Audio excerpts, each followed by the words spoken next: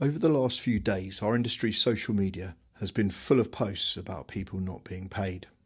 But I don't think the biggest lesson is about who hasn't been paid.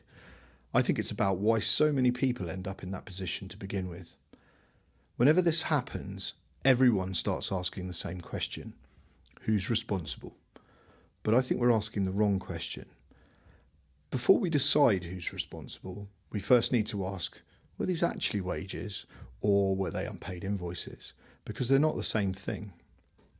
If you're an employee, your employer is legally responsible for paying your wages, regardless of whether they've been paid by their customer or not.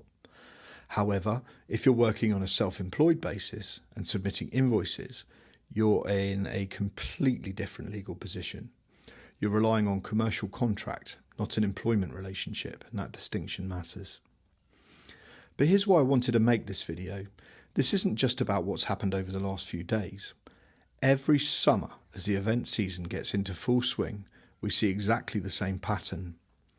A labour provider appears, recruits security officers on a so-called self-employed basis, often advertising what appears to be a more attractive rate of pay. The events finish, the money doesn't arrive, the company disappears, and social media fills up with posts asking where the money has gone.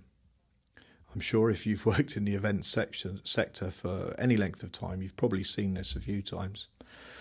The sad part is that many people don't realise the risk that they're taking. They simply accept the arrangement that's put in front of them because they believe it's normal. In my opinion, that's a problem. For most frontline security roles, genuine self-employment is difficult to justify under UK employment status rules. Yet these arrangements continue because people are attracted by what appears to be a better rate of pay without fully understanding what they're giving up. The real lesson isn't how to recover your money after something's gone wrong. It's how to avoid finding yourself in that position in the first place. So if you're offered a frontline security role on a self-employed basis, don't just ask, what's the rate? Ask, should this role be self-employed at all? Because that one question could save you a lot of money, a lot of stress, and a lot of disappointment. If this video makes just one security officer stop and question self-employed arrangement before accepting it, then it's definitely been worth making. Thanks for watching and stay safe.